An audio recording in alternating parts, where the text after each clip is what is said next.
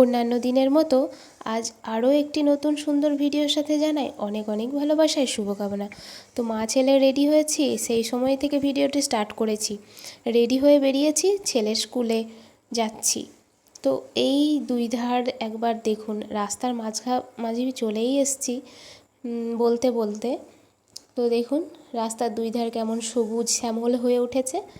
ধান নতুন করে আবার ধান লাগিয়েছে মাঠে মাঠে। আর রাস্তার দুই সাইডে পড়ে এই ধরনের মাঠ। তো দেখতে দেখতে যাই, বেশ ভালোই লাগে। আর এদিকে গ্রাম তো, গাছপালা প্রচুর।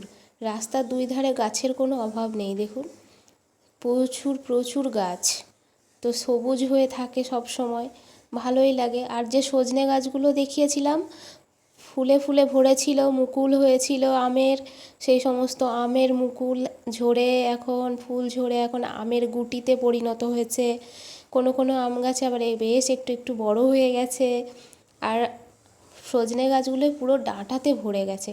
আর সজনে ডাঁটা আমার ভীষণ প্রিয়, আমার ছেলেরও ভীষণ প্রিয়। সজনে ডাঁটার ঝোল বলুন, মাছ দিয়ে সর্ষে করে খাওয়া বলুন, পোস্ত করে খাওয়া বলুন, ভীষণ ভালো লাগে। আর সজনে ডাঁটার এই সময় খাওয়া ভীষণ উপকার, কারণ সারা বছরই এখন ডাঁটা পাওয়া যায়। আর এই গাছটা দেখুন, গাছটা নিচে দিয়ে কেমন যাচ্ছি, ভালো লাগছে সত্যি। গাছপালা না মনটা এত শান্ত করে দেয়, আর এত মনটা শান্তিতে ভরিয়ে দেয়, মানে কি বলবো। দুই ধার দেখুন বাজারের রাস্তা, তারপরেও কিন্তু সুন্দরভাবে গাছপালা। আর এখানে দেখুন সন্ধেবেলা হয়েছে, মা ছেলে দুজনে চলে এসেছি মোমো কিনতে। মোমো খেতে আমাদের ভীষণ প্রিয়। আর মাঝে মধ্যেই এরকম গরম গরম মোমো আর ওই খাসির মাংসর টেংরি দিয়ে স্যুপ বানায় গরম গরম, খুব ভালো লাগে ওটা। আর এই যে মোমোটা নিয়ে বাড়ি চলে এসেছি। আর তার সাথে ছেলে একটা 10 টাকার বোরোলিন, আর একটা এই যে 30 টাকার একটা মিল্টনের বোতল। আর ওর হাতে এই যে দেখাচ্ছে, এটা হচ্ছে ওই মার্কার পেন, বইয়ের মলাট লাগিয়েছে, নাম লিখবে তাই দেখাচ্ছে। আমাদের বাড়ির উঠানের এক কোণে এই গাছটি রয়েছে, সাদা টগর ফুলের গাছ। এত ফুল হতো গাছটিতে, এবার এই গাছটা এবার পাতা ঝরে গেছিলো, পুরো গাছের ডাল দাঁড়িয়েছিল।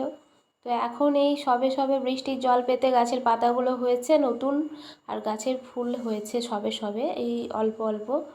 এবার কিছুদিন পর দেখাবো, দেখবেন পুরো গাছটাতে একেবারে সাদা ফুলে ভরে গেছে, কী যে অপূর্ব লাগে তখন, দেখাবো দেখবেন।